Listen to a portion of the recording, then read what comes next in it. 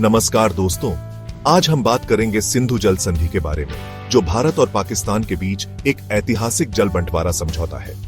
यह संधि 1960 में हुई थी, जब दुनिया दो महाशक्तियों के बीच बंटी हुई थी और शीत युद्ध अपने चरम पर था। ऐसे माहौल में दो पड़ोसी देशों ने पानी जैसा अमूल्य संसाधन बांटने का एक मिसाल कायम किया। आज इस वीडियो में हम इस संधि के हर पहलू पर गौर करेंगे, समझेंगे कि यह संधि क्यों महत्वपूर्ण है और जानेंगे कि यह दोनों देशों के लिए कैसे काम करती है। तो दोस्तों, सबसे पहले यह जानना जरूरी है कि यह संधि कब और किन परिस्थितियों में हुई।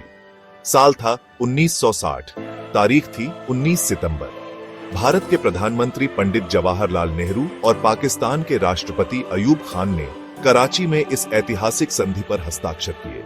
यह एक आसान सफर नहीं था। भारत और पाकिस्तान के बीच विभाजन के बाद से ही पानी का मुद्दा एक जटिल समस्या बन गया था। दोनों देशों के बीच तनाव बढ़ता जा रहा था। ऐसे में विश्व बैंक ने मध्यस्थता की भूमिका निभाई।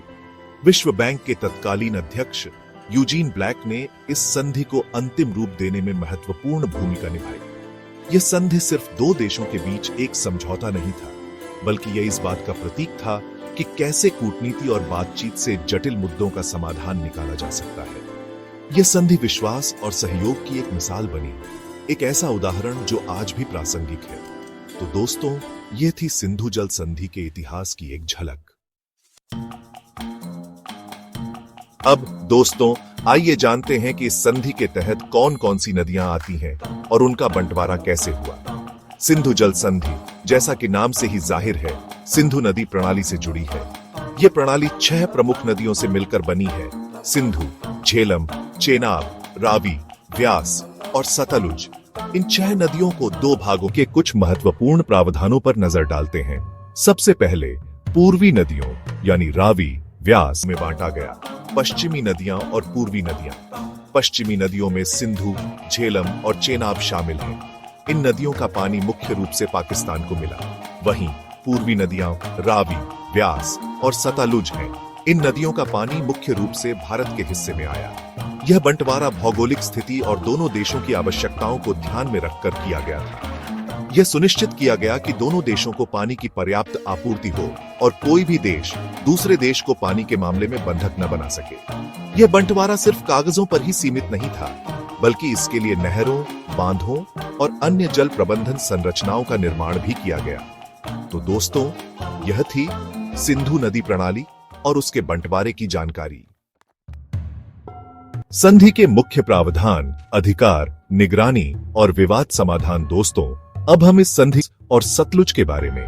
इस संधि के तहत भारत को इन नदियों के पानी का लगभग पूर्ण उपयोग करने का अधिकार मिला।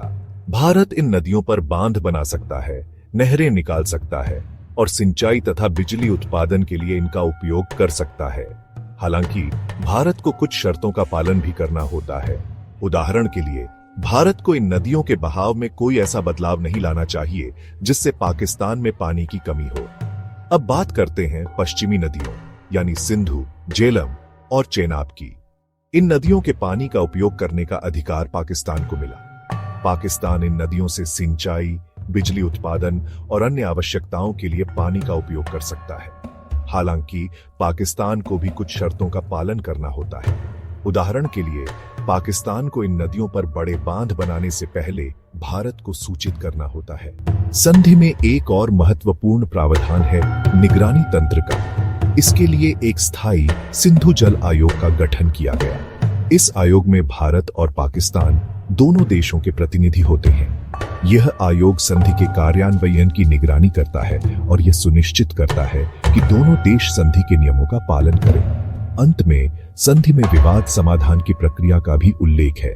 अगर संधि के किसी भी प्रावधान को लेकर भारत और पाकिस्तान के बीच कोई विवाद होता है, तो उसे पहले द्विपक्षीय बातचीत के जरिए सुलझाने की कोशिश की जाती है।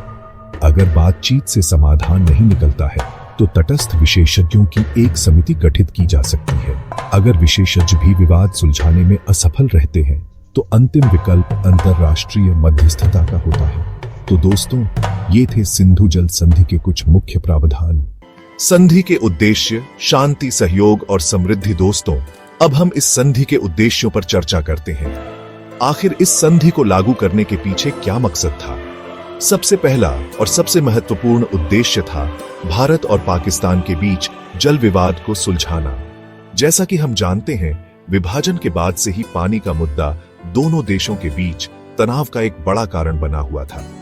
इस संधि ने इस विवाद को एक स्थायी और शांतिपूर्ण तरीके से सुलझाने का काम किया। दूसरा उद्देश्य था युद्धों और तनाव के बावजूद जल प्रबंधन में सहयोग बनाए रखना। यह संधि इस बात का प्रतीक है कि कैसे दो पड़ोसी देश, जिनके बीच अक्सर तनाव रहता है, एक दूसरे के साथ सहयोग कर सकते हैं और साझा संसाधनों का प्रबंधन कर सकते हैं। तीसरा उद्देश्य था भविष्य में जल से जुड़े किसी भी युद्ध की संभावना को रोकना।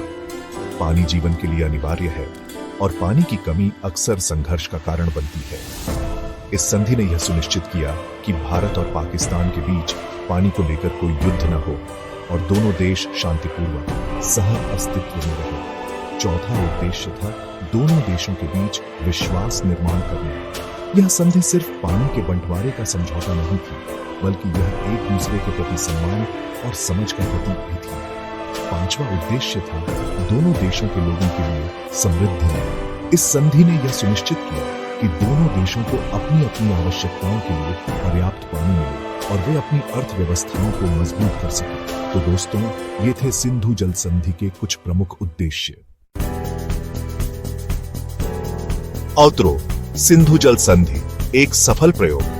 दोस्तों, यह थी सिंधु जल संधि की कहानी। एक ऐसी कहानी जो हमें सिखाती है कि बातचीत और समझौते से कैसे जटिल समस्याओं का समाधान निकाला जा सकता है।